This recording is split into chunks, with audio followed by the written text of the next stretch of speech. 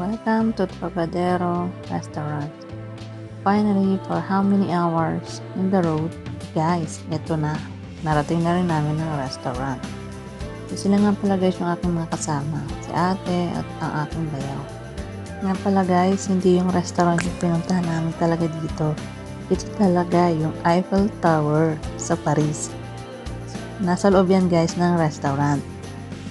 Isa sa mga dream ko guys yung makapunta ako sa Paris at makapag-picture doon sa Eiffel Tower.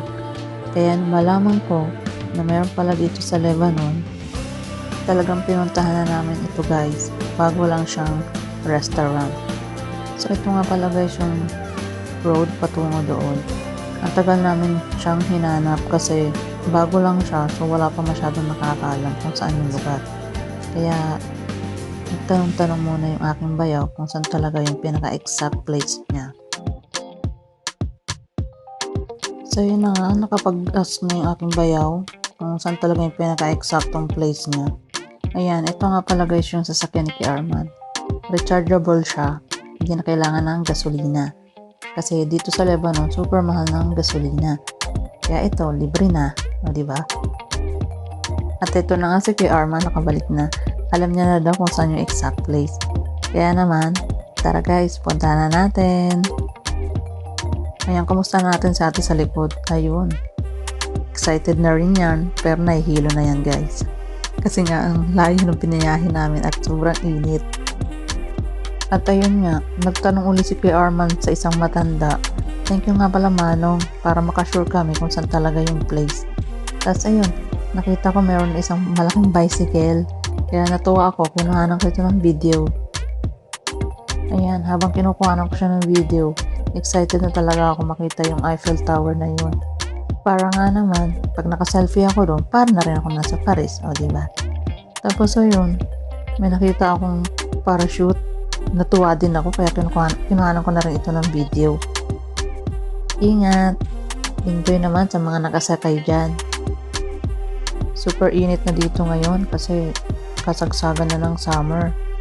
Grabe, excited na talaga ako makita yung Eiffel Tower. Kaya ayun, dumating na si Kuya Arman at ayun, sabi niya, alam na daw yung place na pupuntahan namin. Kaya naman, let's go na. Tara na guys! Finally, welcome to Paris! No, it's in Lebanon. Ang ganda niya guys. Sea view siya. Kaya naman, sulit na sulit ang pagpunta namin dito. Very relaxing talaga yung place. Ang ganda talaga ng view guys. O diba, habang kumakain kayo, napakagandang tanawin ang matatanaw nyo sa likod. At sa pinakaharap naman guys, meron silang chalet. Meron din silang swimming pool. At bandang hapon naman, makikita dito yung sunset. O diba, ang ganda-ganda talaga.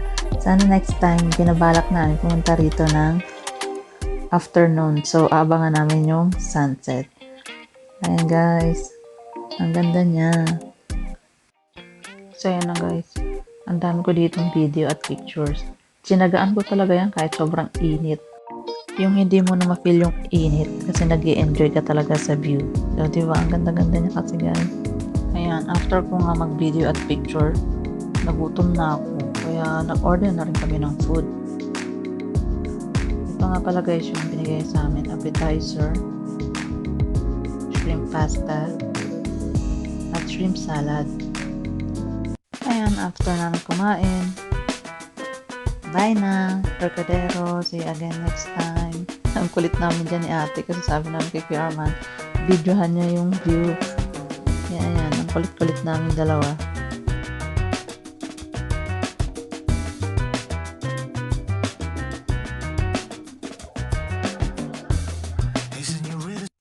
Ayan, bago kami umuwi, ito yung pinaka-entrance ng restaurant.